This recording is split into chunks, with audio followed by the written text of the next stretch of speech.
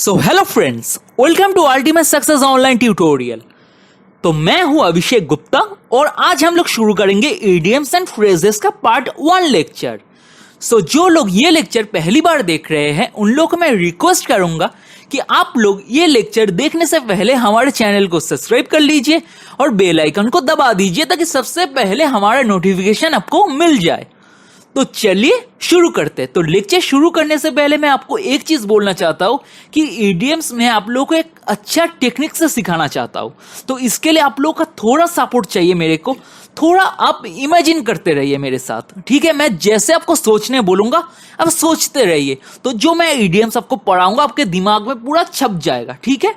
तो चलिए शुरू करते हैं। तो सबसे पहले पिक्चर्स क्या है? तो सबसे पहले आप लोग क्या देख पा रहे हैं? पुल ए लॉन्ग फेस। मतलब क्या बोल रहे हैं? पुल ए लॉन्ग फेस। इसका मतलब क्या होता है?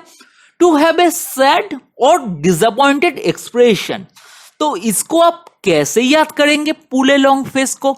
तो सोचिए, आपका कोई आके फेस को खींच रहा है, आपका चेहरे का कोई खींच रहा है, आपके नाक को कोई खींच रहा है, आपके गाल को कोई खींच रहा है, तो आपको कैसा लगेगा? अच्छा लगेगा? आपको बुरा लगेगा? आप डिसअपॉइंटेड हो जाएंगे, आपका एक्सप्रेशन में चेंज आ जाएगा। अब सोचिए, आपका कोई गाल खींच रहा है, नाक खींच रहा है, कान खींच रहा है, आपका मुंह खींच रहा है, तो आपको कैसे लगेगा?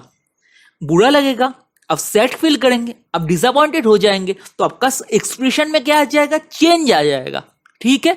तो पुल ए लॉन्ग फेस का मतलब क्या हो गया?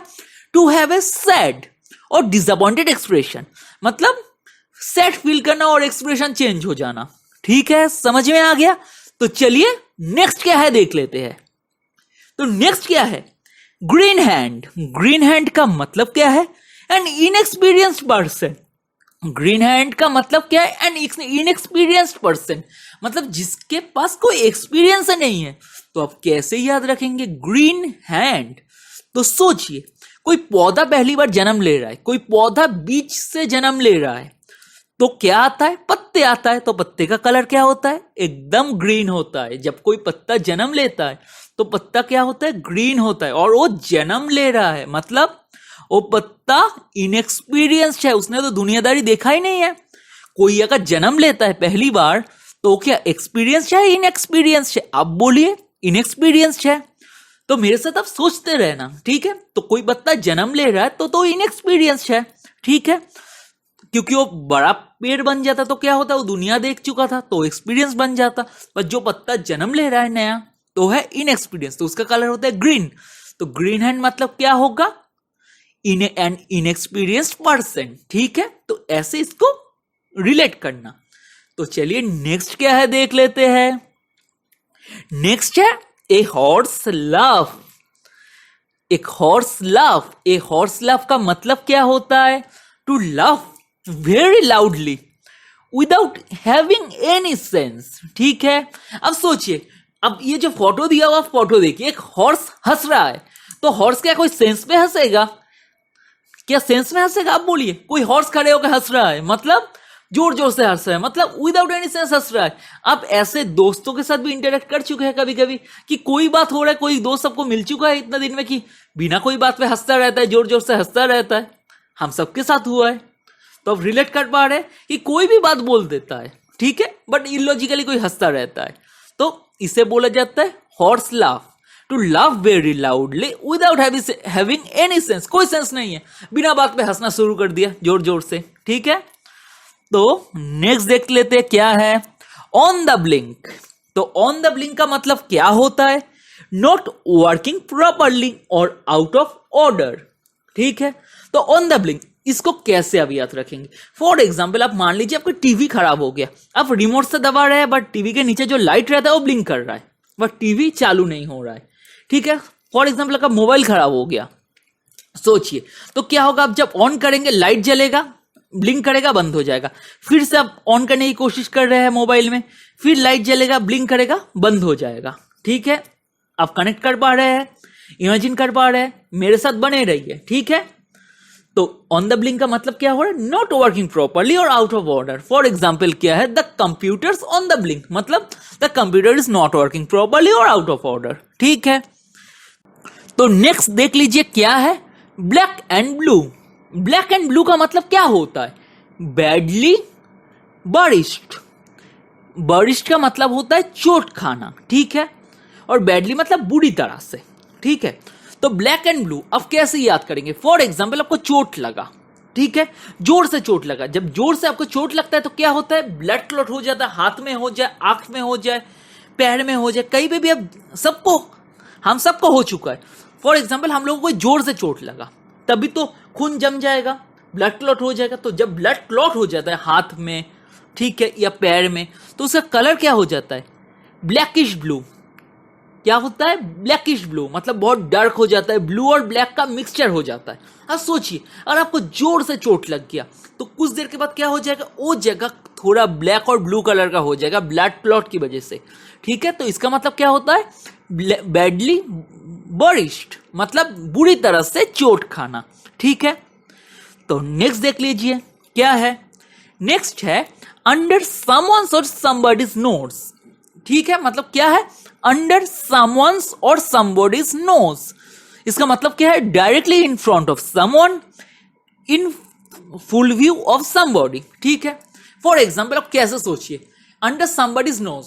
अब सोचिए आपके नाक के नीचे, मतलब आपसे कोई हाइट में छोटा है, तो आप अगर उसको देख रहे हैं तो सोचिए आप एक झलक में उसको पूरा देख सकते हैं, क्योंकि वो आपसे छोटा है, आपके सामने है और आप उसका पूरा बॉडी देख सकती है, ठीक है, in a full view of somebody, ठीक है। आप उसको एक झलक में पूरा देख सकते हैं जो आपसे छोटा है, जो आपके नाक के नीचे है। आप सोच के देखिए। बट अगर कोई लंबा बंदा हो जाए तो आपको शक्ल उठा के उसके सर से पूरा स्कैन करना पड़ेगा उसको, बॉडी को, अगर कोई आपसे लंबा है। बट अगर कोई आपसे छोटा है, अंडर समबडीज नोज, अगर आपसे कोई आपके नाक के नीचे है, कोई छोटा है, तो आप एक झलक में पूरा उसको देख सकते हैं, ठीक है। समझ में आ रहा है? तो इसका मतलब क्या होता है? Directly in front of someone, आपके सामने कोई है डायरेक्टली, और in full view of somebody, एक झलक में आप पूरे उस बंदे को देख रहे हैं। समझ में आ रहा है? तो नेक्स्ट जानते हैं क्या है। नेक्स्ट है स्मेल ए रैट। स्मेल ए रैट मतलब suspect the something is wrong. Suspect करना, कुछ तो गलत हुआ है। तो इसको कैसे याद रखेंगे? अगर फॉर एग्जाम्पल किसी के घर पे चूहा मर गया, ठीक है, किसी के घर पे चूहा मर गया, तो क्या होगा? पूरा घर बदबूदार हो जाएगा। मान लीजिए आपके पास 3 से 4 रूम है, कोई एक रूम में चूहा मरा है, अब दूसरे रूम में है, स्मेल आएगा या नहीं आएगा? सड़ा हुआ स्मेल तो आएगा। तो पूरा घर जब स्मेल आ जाएगा तो आप क्या सोचेंगे? सस्पेक्ट करेंगे, अरे कुछ तो गड़बड़ हुआ है, बदबू क्यों आ रहा है? तो क्या कर रहे हैं आप? सस्पेक्ट करें कुछ तो गड़बड़ हुआ है। तो इसका मतलब है स्मेल ए रैट। सो इसका एक एग्जांपल है, when he died investigators were called in and soon smell A rat, ठीक है। तो नेक्स्ट देखते हैं क्या है। नेक्स्ट है a bone of contention. A bone of contention. Contention का मतलब मैं सबसे पहले आपको बोलता हूं, कंटेंशन का मतलब होता है हीटेड डिसएग्रीमेंट। मानना ही नहीं है बात, मानूंगा ही नहीं, तो कुछ भी बोले मैं मानूंगा नहीं बात, ठीक है। तो ए बोन ऑफ कंटेंशन का मतलब होता है subject about which there is a disagreement. एक कोई सब्जेक्ट है जिसके वजह से डिसएग्रीमेंट होता है, ठीक है। एक बोन मतलब एक चीज, एक सब्जेक्ट जिसके वजह से डिसएग्रीमेंट हो रहा है। फॉर एग्जाम्पल अब मान लीजिए 2 कुत्ता है आपके घर में, एक हड्डी दे दीजिए। 2 कुत्ता क्या करेगा? लड़ना शुरू कर देगा कि मेरे को ये हड्डी खाना है, नहीं मेरे को ये हड्डी खाना है, नहीं मेरे को ये हड्डी चाहिए, नहीं मेरे को ये हड्डी चाहिए। मतलब दोनों एक बोन के लिए, एक हड्डी के लिए लड़ रहा है। तो इसके वजह से क्या हो रहा है? कंटेंशन हो रहा है, मतलब दोनों के बीच में झगड़ा हो रहा है, नहीं मेरे को चाहिए, नहीं मेरे को चाहिए। दूसरा एग्जाम्पल दे रहा, अगर आप कभी बिजनेस मीटिंग में गए हैं, ठीक है, नहीं तो आप और आपके दोस्त मिलकर कोई नया आइडिया सिलेक्ट किए हैं, तो आप बिजनेस प्लान बना रहे हैं, तो आपका दोस्त बोलेगा नहीं मेरे को इस हिसाब से चलना है, बट तुम्हारा दोस्त बोलेगा कि नहीं मेरे को इस हिसाब से चलना है। तो एक सब्जेक्ट बन गया कि आइडिया लेके तुम लोग झगड़ा कर रहे हो, तो आइडिया हो गया सब्जेक्ट, और दोनों के बीच में क्या हो रहा है? कंटेंशन हो रहा है, मतलब झगड़ा हो रहा है, नहीं मेरा बात चलेगा, नहीं मेरा बात चलेगा। तो समझ में आ गया ये बोन ऑफ कंटेंशन का मतलब क्या होता है। आई होप कि आप भूलेंगे नहीं इस चीज को, जो मैं एग्जाम्पल आपको दे रहा हूं, subject about which there is a disagreement, ठीक है। तो चलिए नेक्स्ट देखते हैं। नेक्स्ट है cats and dogs. Cats and dogs इसका मतलब होता है रेनिंग हैवीली। तो इसको आप कैसे याद रखेंगे? तो घर पे हमारे सब मम्मी पापा तो बोलते हैं, आप लोगों के घर पे भी बोलते होंगे कि बिल्ली रोता है तो बुरा होता है, कुत्ते रोता है तो बुरा होता है। तो अब इस चीज को सोचिए, ऐसे ही याद रखिए, ठीक है। बिल्ली रोता है तो बुरा होता है, कुत्ते रोता है तो बुरा होता है, ठीक है।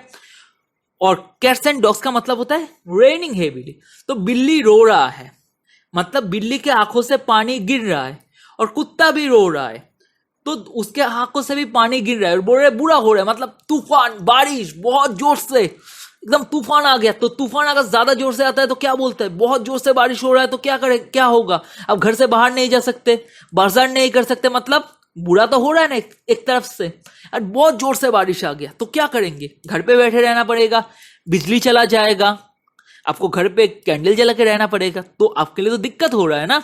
तो ऐसे आप सोचिए, बिल्ली भी रो रहा है, कुत्ता भी रो रहा है, तो आंख से पानी गिर रहा है, तो आंख से पानी गिर रहा है मतलब रेन हो रहा है। अब सोचिए, और घर वाले क्या बोलते हैं, बिल्ली का रोना कुत्ते का रोना अच्छा नहीं होता, तो बिल्ली और कुत्ता अगर ऐसे रो रहा है तो मतलब कुछ तूफान आ रहा है। आप ऐसे सोचिए, इसका मैं आपको ट्रिक्स दे रहा हूं, इमेजिन कीजिए। तो इसका मतलब हो रहा है रेनिंग हैवीली, ठीक है। तो नेक्स्ट जाते हैं, अगर ये कैट्स एंड डॉग्स के साथ हम लोग कैट्स एंड डॉग्स का लाइफ मतलब लाइफ को ऐड कर देते हैं, मतलब कैट्स एंड डॉग्स लाइफ, तो क्या हो जाएगा, a life together type by arguments, fight and disagreement. मतलब एक लाइफ में जहां पे हमेशा झगड़ा रहेगा, डिसएग्रीमेंट रहेगा, हमेशा आर्ग्यूमेंट होता रहेगा, मारपीट रहेगा।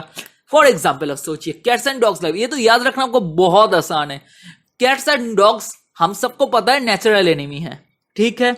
अगर आप कैट्स एंड डॉग्स का शादी करा देंगे तो वो लोग क्या करेगा, हमेशा दोनों के बीच में झगड़ते रहेगा। अगर आप लोग भी फेस किए हैं, अगर आपके पास सिबलिंग्स है, तो आप अगर आपके बहन और भाई से लड़ रहे हैं तो आपके मम्मी क्या बोले, क्या कुत्ते बिल्ली की तरह लड़ रहा है, बोलता है या नहीं बोल रहा, क्या कुत्ते बिल्ली की तरह लड़ रहा है, ठीक है। तो कैट्स एंड डॉग्स का लाइफ क्या होगा, हमेशा झगड़ा, आर्ग्यूमेंट, डिसएग्रीमेंट हमेशा चलता रहेगा, ठीक है। तो कोई अगर किसी के मैरिज लाइफ में अगर झगड़ा चल रहा है तो लोग क्या बोलेगा, they are leading a cats and dogs life, okay. तो चलिए नेक्स्ट देखते हैं क्या है, एक कॉक एंड बुल स्टोरी। एक कॉक एंड बुल स्टोरी मतलब एक मुर्गा और एक सांड का स्टोरी। मतलब क्या है, एक मुर्गा और सांड का कभी दोस्ती हो सकता है, स्टोरी हो सकता है। इसका मतलब क्या है, हाईली एक्सजेरेट करके कोई बोल रहा है, और एक मेड अप स्टोरी और फॉल्सिफाइड स्टोरी है, ठीक है। मतलब जिसे हम लोग हिंदी में प्रॉपर हिंदी में बोलते हैं फेकू, जो बहुत फेंकता है, बड़ा बड़ा फेंकता है, ठीक है। एक कॉक एंड बुल स्टोरी मतलब बहुत एक्सजेरेट करके बोल रहा है, नहीं तो कोई मेड अप स्टोरी बोल रहा है, ठीक है। तो बहुत लोग ऐसे बोलता है ना कि मेरे पास बहुत बड़ा गाड़ी है, मेरे पास मर्सिडीज है, ये है वो है, बट अगर आप उसके घर में जाकर देख रहे हैं तो देखना कि नैनो भी नहीं है, ठीक है। तो जो बहुत बड़ा चढ़ा के फेंकता है तो उसको बोला जाता है एक कॉक एंड बुल स्टोरी। और आज के लिए इतना ही। तो आई होप कि आपको ये सब अच्छा लगा होगा। आई होप कि आपको ये लेक्चर अच्छा लगा होगा। तो अगर आपको ये लेक्चर अच्छा लगे तो लाइक कीजिए, कमेंट कीजिए, और जितना हो सके शेयर कर दीजिए, ताकि आपके साथ साथ आपके दोस्त लोगों को भी बहुत मदद मिल जाए, क्योंकि ये लेक्चर हर एक एग्जाम के लिए इंपॉर्टेंट है। MBA एंट्रेंस एग्जाम से लेके गवर्नमेंट जॉब्स तक बहुत इंपॉर्टेंट है। और अगर आप चाहते हैं कि मैं और ऐसे लेक्चर्स लेके आऊं तो आप लोग प्लीज चैनल को सब्सक्राइब कर दीजिए और कुछ कमेंट वगैरह कीजिए, ठीक है। Thank you, bye, have a nice day.